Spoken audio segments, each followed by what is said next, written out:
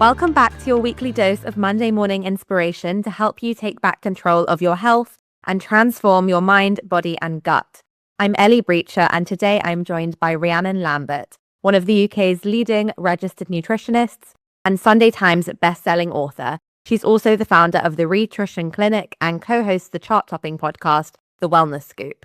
Her new book, The Fibre Formula, is available now and unpacks the benefits of fibre and outlines the growing recognition of the importance of good gut health on alleviating a wide range of common complaints and health conditions. Welcome, Rhiannon, to the Gut 360 podcast.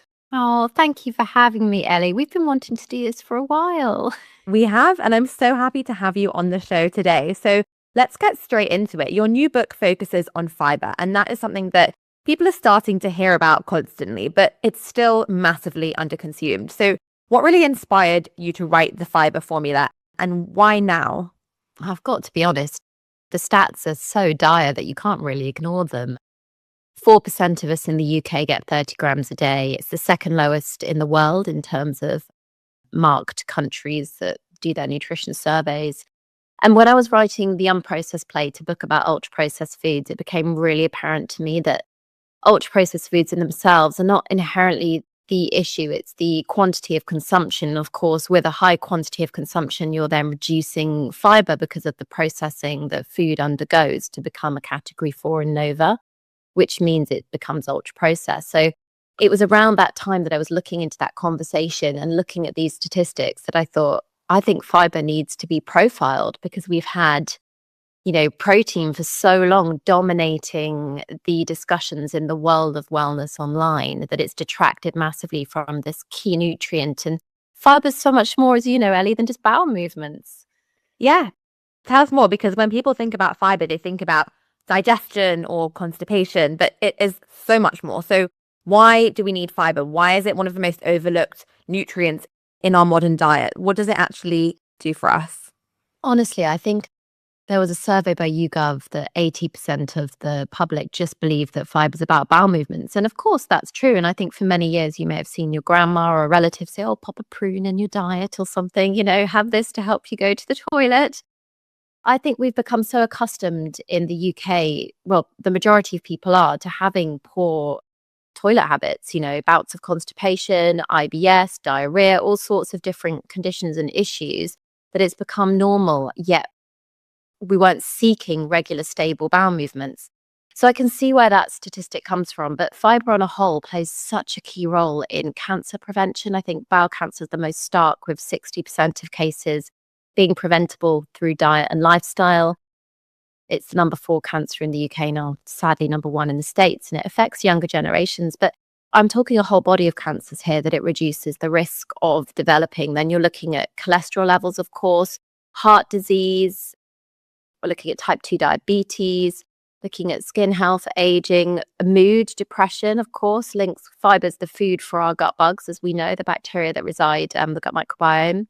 And if we're not eating enough fibre, it makes perfect sense. Our gut is not thriving in this country, the majority of cases. And that's then linked to probably more than likely, I'm making associations here without concrete research, but there is research individually on the microbes and our mood. So it makes perfect sense if we don't feed them with enough fibre when impacting our mood as well. Yeah, it's huge, that gut-brain connection. And we know that we're not meeting our fibre needs. There is this huge fibre gap that we're seeing. We should be aiming for around 30 grams of fibre a day. Of course, that's going to vary depending on person to person. But why are we finding it so difficult to meet our fibre needs?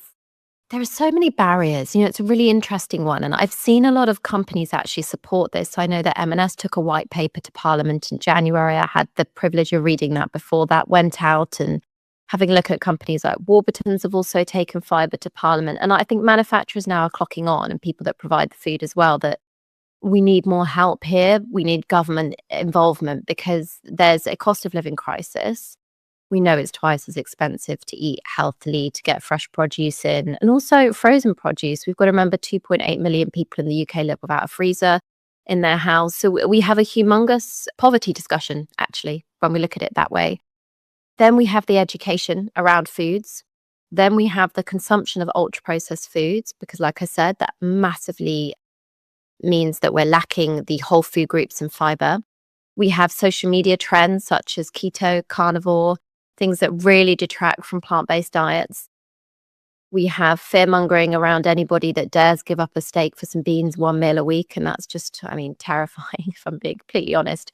And a lack of food culture. So there's many reasons in the UK why we're not hitting it. And the food environment is a humongous one. The shops, what they sell, what they have on offer, the convenience foods, because the fiber gap really happens at lunchtime for most people, I would say. Your standard cereals, if you're picking the right ones, like a Weetabix, brown flakes or all bran, the classic kind of stuff. If you can make your own porridge, fantastic. They contain typically probably the most bulk of people's fiber in a day, which is low if you then aren't getting it at lunch and dinner. Yeah, definitely. And so how can we be getting it more throughout the day? What would you say are some easy fiber wins that people can be doing breakfast, at lunch, and at dinner? Let's go through maybe each of the meals and give some ideas. Oh, I love this. And that's what you do so well as well, is highlighting these delicious, fiber-rich recipes. Let's just embrace diversity. And I think, the fiber formula in itself that I wrote is a formula of 30 grams a day, 30 plants a week, 30 chews a mouthful and meals in 30 minutes, because I wanted it to be really easy to remember. And now 30 might sound overwhelming, but it's really easy if you're actually cooking home-cooked foods. And I think the difference here is that, a bowl of porridge with nuts, some berries, some fruit can be up to 9 grams of fiber. You're already kind of like a third of the way there. And it is that lunch and dinner meal that I think most people really struggle with. So maximize the breakfast would be my tip number one. If you're already having cereal, just add some fruit, add some seeds. It's what can you add on? And there've been some wonderful social media trends recently surrounding, fiber maxing or fiber layering, whatever people want to call it, where you just chuck on as much as you possibly can. I mean, what a fantastic movement compared to what we've previously seen, which, especially for women, which seems to be all about restriction. So yeah, this is one trend I can get on board with, fiber maxing. I love it. I want to see more of it. Me too. I really do. I think it's having a really positive impact. So let's bring fiber maxing to our lunch and our dinners as well then, if that's what's helpful to people. In your evening meals, instead of doing white pasta bakes, just switch it to brown. Or if your kids can't stomach switching that to brown, blend in some beans or pulses into the sauce. If you're making a cheese sauce, just blitz some butter beans and add that in. Straight away, you're adding another 6-7 grams of fiber straight away to your evening meal. It's about getting really savvy. And I think lunchtime convenience food, go for more picnic items, as in little items, and then combine them together rather than one standard sandwich. And also be aware of marketing cons. It's really difficult, but there's 60 recipes in the book for people to kind of pull inspo from. And I really am a big believer, if you cook at the weekend at least enough for one meal, maybe two, then you're definitely going to be winning throughout the week. 100%. You mentioned beans. I want to hear more. I know on the Wellness Scoop, you and Ella talk a lot about beans, and I am a big fan of incorporating them into our diet. They're such a great source of fiber, also plant-based protein. So give us some quick ideas. How can we add more beans into our diet? Do you know what I also love about them is the fact they're so cost effective. I mean, if only more people knew. I genuinely believe they don't know that beans contain protein in the same way. So, a can of beans can have up to 20 grams of protein alongside a massive amount of fiber. And that combined is really, really helpful. So we love beans on the Wellness Scoop, as you've said. We actually have a target in the UK to double bean intake by 2028, which I think is really good. It can replace your mincemeat or go half-half in a bolognese. It can most definitely be put into brownies and desserts. That might sound odd, but you don't taste them. Honestly, you can blitz up butter beans or black beans and you can mix them into most recipes and bakes. I've got a delicious chickpea blondie recipe in the book, and there's all sorts of easy ways of getting them in once your mind is open. And I think a lot of us have quite a narrow box, and quite rightly so. Food can be very overwhelming. It can be really difficult to make a change, especially if it's the first time you're ever trying something. You'll think, oh my goodness, I don't really eat beans in my diet normally. I've had baked beans, but where else do I put them? Well, the simple answer is you can put them alongside a roast dinner, even if you mix them up with some leeks and serve them alongside next to some roast potatoes and your usual standard meal. It's about getting creative. My favorite snack for most people, which I think is easy, is just putting them on a baking tray. I think I put this actually in the unprocessed plate, the book before the fiber formula. Drizzle it with olive oil, pinch of salt. You can put Parmesan cheese or sweet corn on, bake them all together, and it's like mini roast potatoes. So good, crunchy on the outside, soft in the middle. That sounds delicious. So many great ideas to get experimenting with. Now, I find that a lot of people increase their fiber and then they feel worse or they feel more bloated. So, what are they getting wrong? I had this question yesterday. I went to give a talk in Mayfair and I had one lady actually say she thought she was intolerant to beans. And I was trying to explain, the difference between your immune system reacting to something and, of course, your digestive system reacting to a food. Now, when foods are high in fiber and you're not used to it, it's going to take your body and your microbes time to adapt to that. You are feeding not just yourself with fiber, but those bugs that reside down in the colon area, in your intestines. And we've got to kind of remember that we need to take it slow. And for a lot of people, some people also are more susceptible to digestive discomfort or different conditions. They might need to soak pulses first before they then cook them for a little bit longer to help break down that cell wall of the plant. There's so many different reasons to give it a go, though. And yes, there's that saying, beans make you fart. And I think that's, technically it's kind of true because your bugs give off gas as a byproduct. They enjoy eating those beans. But it's about working your way up through portion sizes really, really slowly, I think, and drinking a lot more water. Most people don't drink enough water. In fact, in 2017, I remember writing in my book, Renourished, the average Brit consumes 1 glass of water a day. That is shocking. It's so bad. I'm thinking with Stanley Cups and social media trends, that has improved, I hope. Yeah. I've always got a bottle of water on my desk, always. There you go. I've got my mug of herbal tea. I love that. 1 glass a day. I know. So, fiber is linked really closely to the microbes producing these incredible short chain fatty acids, which have so many different jobs in our gut, as you know. That is something Ellie speaks about a lot, but with the gut lining, looking after that, keeping inflammation levels low. And it's worth really giving it a go. So you're not intolerant to beans. And, it might sound like a really difficult thing if you find it difficult to digest certain foods, but it's about adding tiny portions first and working your way up to it. Give your body time. It's like you wouldn't just run a marathon. You've got to train.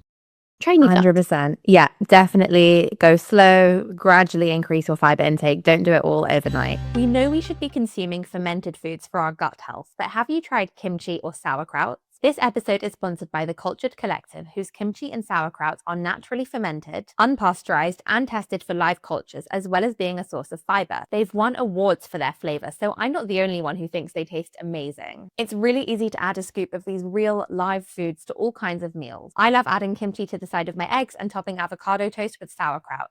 They're offering listeners of the Gut 360 podcast a huge 50% off their kimchi and sauerkraut, so head to the show notes to find out more.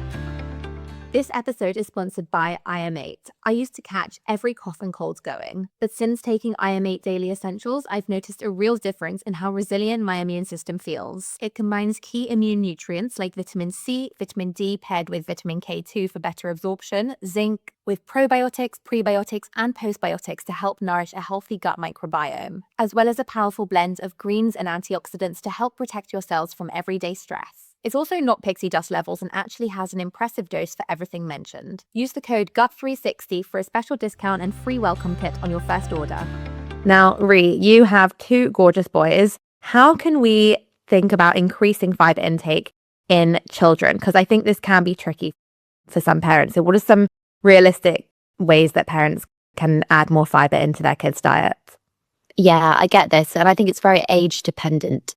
It depends how you started your food journey. And if you're just starting, just start whole grain is my best advice. My kids are used to, and all they know at home predominantly, apart from when my husband served a white loaf this morning, was seeded, really nice quality breads with lots of different grains and things in. So they always start the morning off, and I know they're getting loads of fiber. Or they love porridge, and even porridge, like I said, with a banana.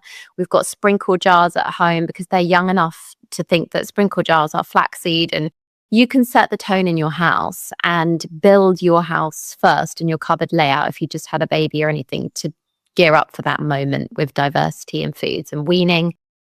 But if you are someone that's already school age and you're thinking, well, now I want to implement changes, but they're already very used to their cornflakes in the morning without anything else with it, and it's very difficult.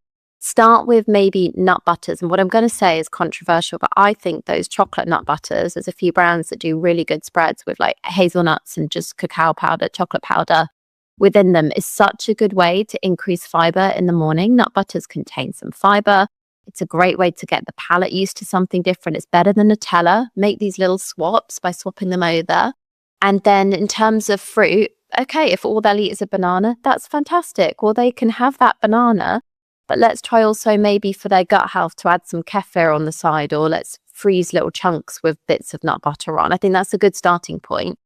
And then, like I said, I think now for traditional meals like shepherd's pies, fish pies, that's when you start blitzing in the bits they don't see to add in and making a few delicious snacks. And then for them to see visually, I always have like crudités around the house pretty much after school all the time. And just having it visually on the peripheral, they might not always go for it, but more often than not, they will walk over to that and then run back out to the garden or to the playroom, wherever they are. And they start nibbling on bits of peppers and getting them cooking with you.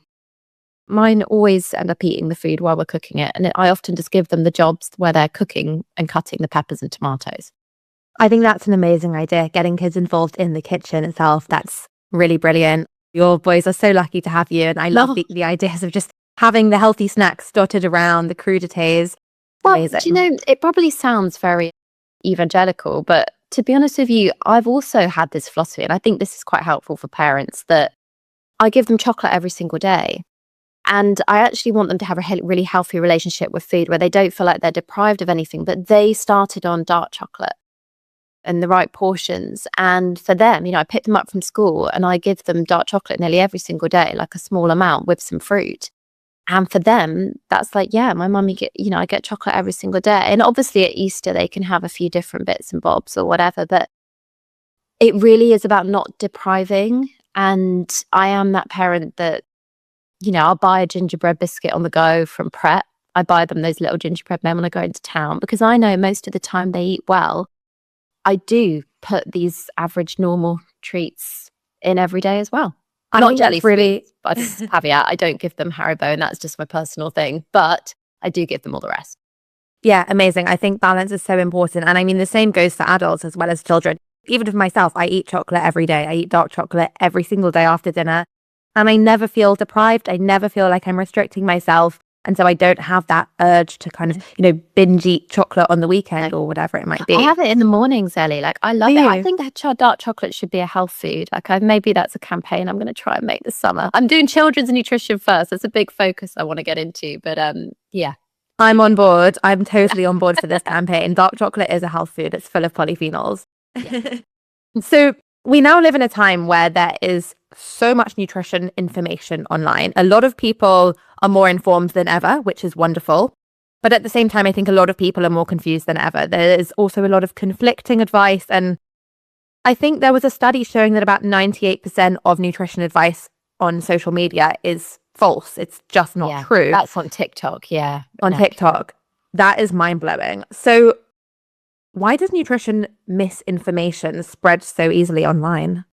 Because dichotomies are of interest to people, and bad news spreads 6 times faster than good news, and anything extreme now. The algorithm's changed in the last 2 years on social media, and it's changed where anybody can become a content creator with hundreds of thousands of followers, but those followers aren't somebody that knows who you are or has invested in your journey. It's a really interesting space and time to be in because these clips go viral, clickbait clips that are basically saying something about your health just to grab your attention because they want to scare you or fear you, because they want the views. It doesn't mean it's accurate because it's had millions of views. And that's what's so alarming. And what's even more alarming is there's no regulation. So anybody, a biochemist, can get up and start talking about pregnancy nutrition, even though they have no qualifications to do so, and say something that's wildly inaccurate about GLP-1s or something, for example. There's also vague uses of the term doctor. So if you're a doctor, often a lot of people will add a level of trust to that. However, you can be a functional doctor or a medical doctor. Or are you regulated by the GMC anymore? Maybe not. That's the General Medical Council.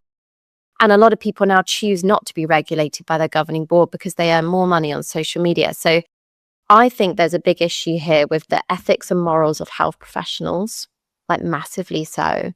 How far they're willing to go. They take brand deals, they work on things, they'll sell supplements, they'll take affiliate links. And you've really got to question it. And it's really difficult to decipher because you'll see one doctor claiming they specialize in nutrition, saying that green powders are really the answer to everything. Whereas you'll see registered nutritionists or a few other doctors like ourselves saying, well, actually, we know now because the studies have come out that they don't do anything. And that's what makes social media an absolute minefield.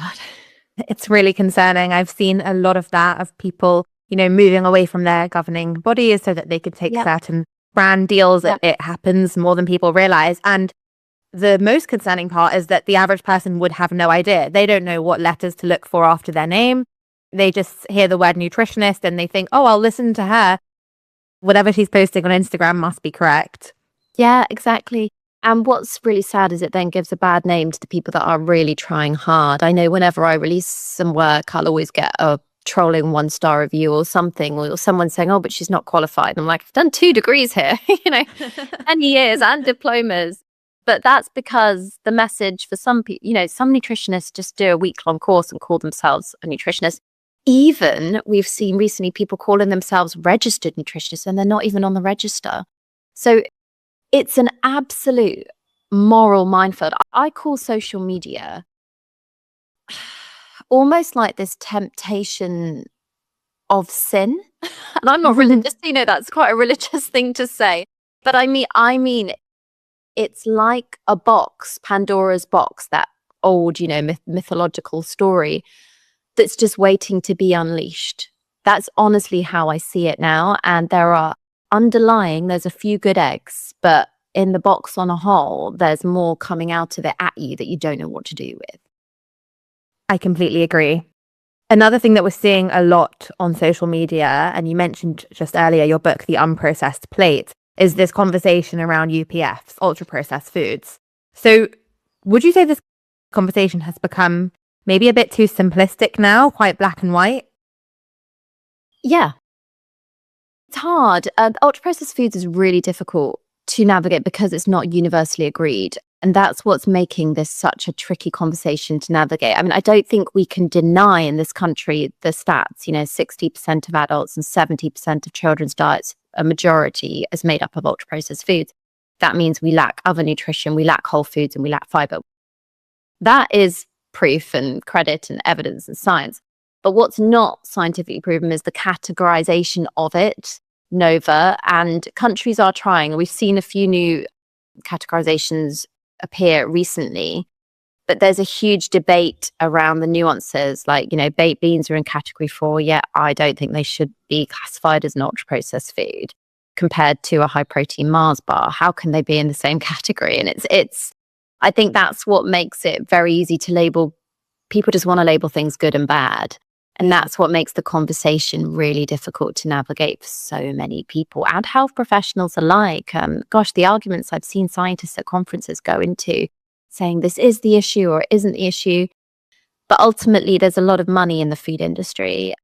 And I think it's something like 7 or 8, the Lancet report said big companies kind of own the entire world of food, if you look at it that way. Wow. And they do have a responsibility. Yeah, no, of course they do. So where would you say people should focus first if they want to improve their overall diet quality without becoming too obsessed with words like UPFs? Okay, so I remember writing this in the book. In your house, this is where you have control. I wouldn't worry about it as much when you're out and about, depending on how much you eat out and about. So, if only that 1 meal a day is out and about, I wouldn't worry as much as if it were 2 meals a day, if that makes sense. So at home, it's like things like condiments. Can you make them yourself? Ketchups and all sorts of things, or can you look for a different variety of it on the shop shelves of less ingredients? I'm talking about things like emulsifiers and additives, which individually aren't proven to be scientifically harmful. However, they might not be great for our gut bugs. And we do know now that for anyone looking for weight loss, it's better to have home cooked meals than ultra processed meals, even of the identical calories and makeup of food. Yeah. So that's what's so interesting as well. And I think for people at home, it really is just to try and think about what one meal every day can I have that's a homemade meal. I mean, that's a really good target to hit, even if it is breakfast for a while, and then you work up to what do I tackle first, lunch or dinner. That is honestly the easiest way to go about it. Avoid health halos. Health halos are things like the high protein. Oh, this is, you'll see high fiber now, sadly, everywhere as well. Low sugar. You don't need to put a health claim on an apple or a banana. So just, pick your products really wisely and have a look at the ingredients. I think that's a really, really good piece of advice. So a lot of people are moving towards eating more plant-based diversity, which is a brilliant thing. That doesn't mean they're going vegan or excluding all animal products, just eating more plants. By plants, we mean obviously fruits, vegetables, whole grains, nuts and seeds, beans, pulses, legumes, all of these things. So you have other people who want to eat more plant-based, but they're very worried about protein. What would you tell these people? Oh, it's the biggest myth in the book. And honestly, I feel like if anybody listening is vegetarian and vegan, you might have done a little eye roll because I feel it's the one thing that people just love to pull up for anyone trying to make a healthy change in the diet. Where will you get your protein? First of all, we've never had a protein deficiency unless you're in a very low socioeconomic group, and that's a concern in this country. We're very lucky that protein's abundant in plant foods as well. You get protein in oats, you get protein in broccoli, and before you know it, things do add up across the day. Tofu and beans and pulses and things are actually a great alternative, and you will still hit your recommended targets every single day. You really need to be aware of protein if you're working out in the gym or lifting weights to a degree where not like my one-off session a week I might make. I mean, you go to the gym like 4 times a week or something and you actually want to build muscle, you probably do need to have a bit of a look at your protein intake. But for most plant-based eaters, and this is what I find so interesting, Ellie, is that all of my books, I've got 8 books now, all of them are about plant-based diets in different guises. Yeah. So it literally, all of them are encouraging you to have one less meat meal a week and have more plants. Don't give it up, but we just have to get this fiber and the plants in the diet. I mean, it comes in many different shapes and forms, but to put barriers against it, like you won't hit your protein.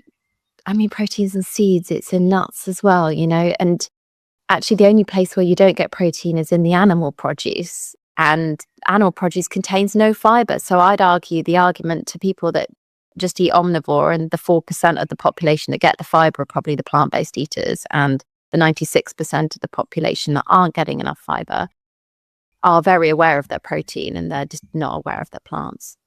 I'm so glad we've cleared that myth up. Thanks, Rhi. That was really, really important to discuss. So before we move into the quick fire round, I would love to finish if you could just tell us one easy way that listeners could add in more fiber today, more fiber and more plant-based diversity. Oh, one. It's so hard to pick just one. You can give us 3 if you want. Can I? Okay, pimp up your family favorite meals. Got a whole section in the book on that, all the recipes with how to add in more fiber with different layers. Get a sprinkle jar at home. And I mean for you adults too, because all you have to do is serve that yogurt and add some flaxseed or add some chia seeds and extra nuts and seeds at home that you've got. And it's such an easy way to pimp up the fiber. And then test yourself with taste. I want different plants and fruits and veg every day. Just, if you have a banana every morning, can we just swap that over for some extra plant points and fiber benefits with a pear? If you have apples, can you go over to oranges for a while, or kiwis? I would say kiwis. I know, Ellie, we love kiwis. We now have kiwis. The NHS. Yeah, don't we? 2 kiwis a day is more effective for regular treatment of constipation, I believe, from the NHS now, instead of laxative use, which is the first measure line of treatment now that we've kind of switched over to dietary intervention for, which is great. So yeah, get more fruit in, swip up your family favorites, and start one meal at a time. Amazing. Love these tips. Okay, Rhi, we finish each guest episode with a quick fire round. So are you ready? I'm ready. Oh no, and I should have said, Ellie, sorry, I've ruined that for you. Dark chocolate contains fiber, about 2 or 3 grams. So don't skint on your chocolate. I'm so glad you added that in. Amazing. Okay, into the quick fire round. What is something that seems healthy but often backfires for your health? The health halos, like the protein bars. I mean, if you have a look at it, it's full of artificial sweeteners and probably will interfere with your gut microbes long term. I mean, the research is emerging. What is one habit you see clients struggle with the most? Supplement navigation in the clinic. Constantly huge, yeah. What's one healthy habit that people can start implementing today? Fibre maxing. Oh, yes. What is your favorite gut-friendly food? Oh, favorite gut-friendly food? Chia seeds. I love chia seeds. Me too. What's your go-to breakfast on busy days? It's actually toast, because when you've got kids, there's like no time, but you can pimp up and layer the toast. So I'm a bit bougie. Pistachio butter with some pomegranates if I've got it in the fridge, or banana or blackberries, whatever fruit I've got. Smidgen of honey as well on a whole seeded loaf. That sounds delicious. Yum. What is one nutrition myth or wellness trend that you wish would disappear? Carnivore. Easy. What did you personally get wrong early in your career? I naively believed that the more health professionals that came online would help solve the problem of misinformation online. It's totally backfired. Yes, that's true. What is one healthy habit that you're still working on? Prioritizing time for myself. The biggest battle as a business owner and a mother, I think, will always be that. And I definitely haven't quite got that right. Can definitely relate. And I'm not even a mother yet. So let's finish with a few fun ones. Coffee or matcha? Matcha. Favorite coffee shop? I don't really drink coffee, so it doesn't really apply to me. Favorite matcha shop? When I go into town, I can't even remember the name. Ella took me to a really nice one once, just off the back of Tottenham Court Road. That's not very helpful. There's lots in central London. You can get a good matcha nowadays. Overnight oats or eggs on toast? Overnight oats. If you could only do one type of exercise for the rest of your life, what would it be? A cross of, well, I would pick walking, actually, if that counts, but probably a cross of Pilates or yoga. Nice. Amazing. Love all of those. Walking counts too. Walking is so underrated. Yeah, I think so. And lastly, what's one word you associate with a healthy gut? Diversity. Amazing. Thank you so much, Rhi, for being a guest on the Gut 360 podcast. If someone wants to learn more about what you do, to buy your book, what's the best place for them to go? They can head to any bookstore for the book or Amazon. Rhitrition is the business. We're actually launching the Rhitrition Plus platform soon. So it's a lovely, safe community space. So look out for that. And yeah, Ellie, thank you for having me. I love the quick fire round. Amazing. It's been such a pleasure. Thanks again for your time. And thank you guys for listening to today's episode of the Gut 360 podcast. If you enjoyed it, it would mean the world if you can leave us a 5-star review wherever you're listening. Send this episode to a friend and have a beautiful rest of your week. I'll be back in your ears next Monday.